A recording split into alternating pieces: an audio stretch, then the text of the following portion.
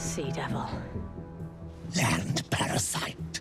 Alright, let's not get into the name calling. Welcome to WatchMojoUK, and today we're counting down our picks for the lowest quality Doctor Who television stories. I told you they were rubbish. Those wolves are terrified.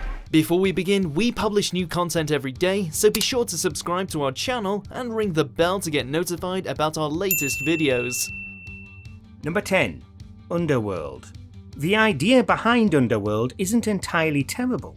Jason and the Golden Fleece, but in space. However, the execution of the concept is let down by some production constraints. Shooting an entire story using green screen now would look bad, but imagine someone decided to do it in 1978.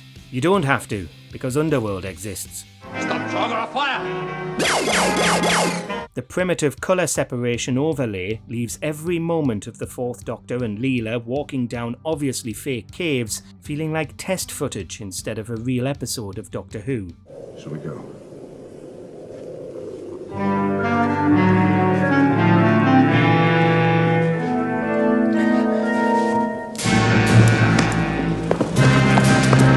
Sure, it was done to save on budget, but Underworld has arguably some of the worst looking special effects in the show's history, and that threshold is vast. Throw it, don't eat it. Oh. Number 9. The Twin Dilemma. First impressions can be crucial for a new Doctor, so when Colin Baker's 6th Doctor debuted with this much reviled episode, is it any wonder he acquired a less than stellar reputation? Ta-da! Yuck! The new Doctor is selfish, pompous, cowardly, and tries to strangle multiple people, including his companion, Perry, whom he'd just spent the previous episode going through hell to save.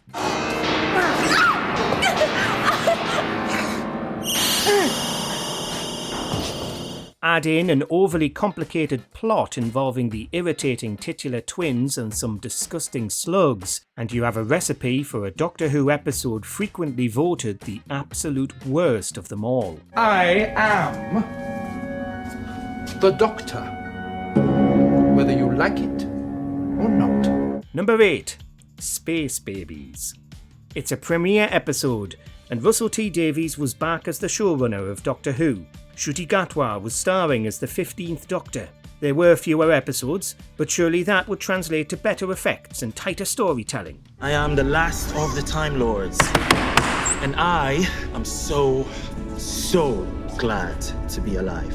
And what did they choose to start this new Disney Plus era of the show with? A spaceship run by talking babies being terrorised by a literal bogey man. Bogey man.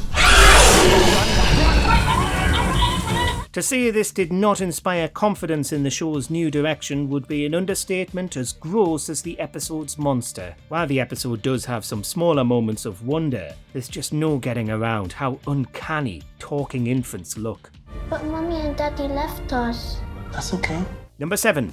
Arachnids in the UK. Giant spiders are nothing new for Doctor Who, and while the CGI on these is actually pretty good, the plot around them is abysmal. A half-hearted environmental message is jammed together with a Donald Trump stand-in a hotel overrun with 8-legged horrors. He's running for president in 2020. Ed Sheeran? No, him, Robertson. Badly executed political statements aren't great, but what truly drags Arachnids in the UK down is the 13th Doctor herself. Whatever happened, there are living, breathing organisms out there and we treat them with dignity. Don't use a gun to shoot the spiders. Guns are bad. Instead, let's lock them in a small airtight room to slowly suffocate to death in agony. Hypocrisy is never a good look on the Doctor. She wasn't even a threat, she was dying anyway. Well, then it's a mercy killing. I don't see any mercy in you. Number 6. The Battle of Ranskoor av Kolos. With a name like that, you'd probably expect some excitement. However, there's very little of it to be found in this absolute bore. A forgettable villain returns for revenge on the Doctor, there's a soldier with amnesia, and there are 2 hopelessly naive zealots whose mass murder of entire planets the 13th Doctor somehow doesn't take them to task over. If all that sounds too busy and like a writer's first draft, that's because it literally is. Some elements, like Ryan and Graham's desire for revenge, could have been better with another pass. What made it to air is shockingly dull for a series finale. He is my truth. He was our truth. That creature is a lie. While there are worse episodes, sometimes being forgettably bad is worse than being memorably bad. You are a couple of awesome UKs. Thank you. Praise the true Creator's will. We are the blessed few. Number 5. Time Flight. Many classic Doctor Who episodes have ambitious ideas that outstrip their budgets or scripts. The peak, or nadir, of this is Time Flight. Passengers of a supersonic airline are being kidnapped to the Jurassic era at Heathrow Airport to open a spaceship by a super racist alien who's actually the Master in disguise. There's the seed of a good idea somewhere in Time Flight, but it's buried under some atrocious dialogue, terrible monster and set design, and a shoestring budget.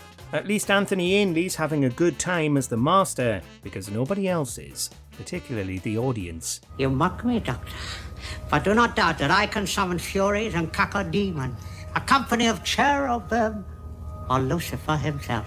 Number 4. Orphan 55.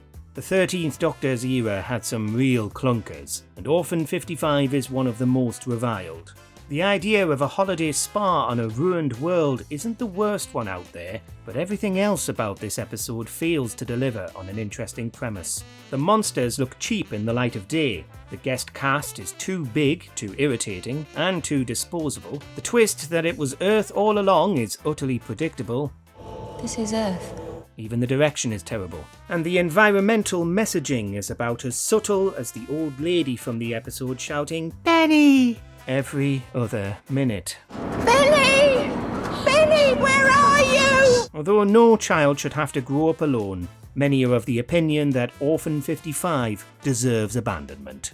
People can save planets or wreck them. That's the choice. Number 3. The Timeless Children. Rewriting a show's history and its protagonist's origins is bound to be contentious, and The Timeless Children certainly proved to be that. The 13th Doctor is essentially imprisoned by the Master and forced to watch his video presentation on the Doctor's origins and how they essentially created the Time Lords, which he just believes without corroborating evidence. The child is you. Even if you leave aside the plot holes this creates, and the fact that it arguably makes the Doctor a lesser character, as yet another chosen one, this revelation has nothing to do with the rest of the episode's plot. I remember growing up, I remember you and me at the academy together. That happened. It just wasn't your first life. The fam are off fighting the Cybermen, and the day isn't saved by the Doctor, but some old guy. The Timeless Children proved dated soon after airing. How much was lost? Impossible to tell. Number 2. Warriors of the Deep. When almost everyone involved in the making of Warriors in the Deep has lambasted it, you know it's terrible. The core idea is solid. Ancient, intelligent reptiles interrupt the struggle between two global superpowers over nuclear weapons, with the 5th Doctor and company in the middle. When I say run, run.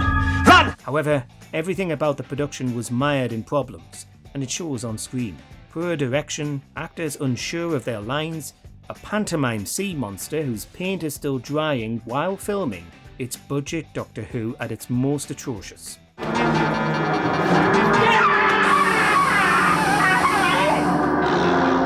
And worst of all, clips of the episode were used by ex-BBC One controller Michael Grade to justify the show's original cancellation. There should have been another way, indeed.